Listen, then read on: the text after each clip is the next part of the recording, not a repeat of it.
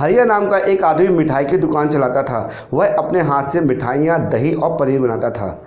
जब भी वह कोई काम करता तो यही बोलता, हरी इच्छा हरी इच्छा। जब भी कोई उससे ग्राहक सौदा लेने आता तो वह सौदा देता और तौलते समय बस यही कहता, हरी इच्छा हरी इच्छा। वह कभी भी किसी चीज़ के दाम नहीं बताता, बस जो कोई जितना पैसा देता हरी इच्छा कहते कहते ले लेता।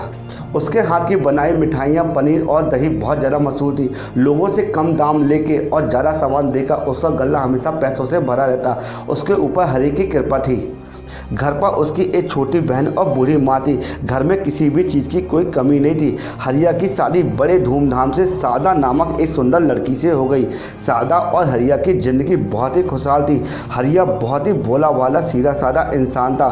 उसने कभी भी किसी से ऊंची आवाज़ में बात नहीं की। हरिया अपने घर में बीवी, माँ और बहन से बहुत ही प्यार से बात किया करता था। उसे घर में आता लड़ाई झगड़े का नाम नहीं लिया गया।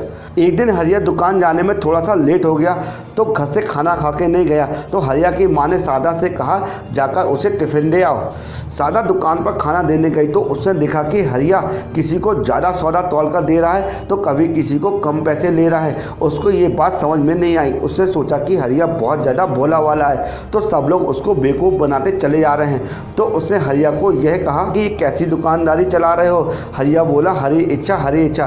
सादा बोली, ऐसा भी कोई व्यापार करता है? तुम्हें तो काम ही करना नहीं आता। कल से तुम दुकान पर नहीं आओगे, मैं तुमको बताऊंगी कि काम और व्यापार कैसे किया जाता है। तो हरिया बोला, जैसे हरी इच्छा हरी इच्छा। सादा पढ़ी लिखी लड़की थी तो उसने थोड़े पैसे लगाकर 3-4 नौकर रख लिए और दुकान पर खुद बैठ गई। अब नौकर ही सारी मिठाइयाँ, पनीर और दही बनाते थे। सादा बेचती थी लेकिन दुकान पर इतनी बिक्री नहीं होती थी। जो सामान सुबह बनता था शाम को ख़राब हो जाता था। जो कोई सौदा लेके जाता था वो वापस कर जाता था और कहता था कि तुम्हारी मिठाइयाँ ख़राब है, तुम्हारा दूध ख़राब है, तुम्हारा पनीर ख़राब है। एक हफ्ते तक ऐसा ही चलता रहा। सादा को दुकान में बहुत ज़्यादा घाटा हुआ।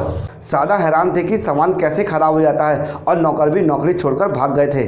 सादा शर्मिंदा थी और हरिया के पास गई और बोली कि तुम इतना अच्छा सामान कैसे बना लेते हो, कैसे तुम्हारी बिक्री हो जाती है।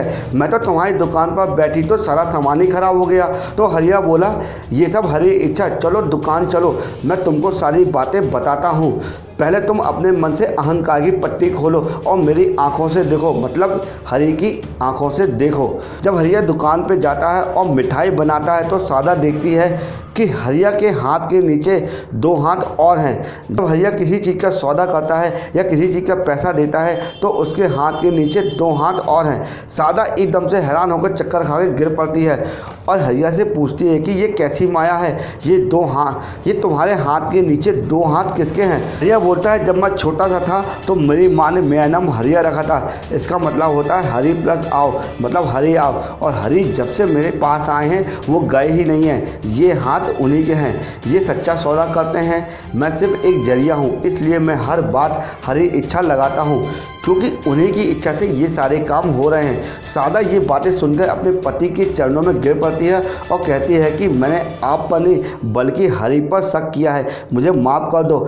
आज से मैं भी आपके साथ हरि की शरण में हूँ, तो आओ हम भी अपने आप को हरि की शरण में सौंप दें।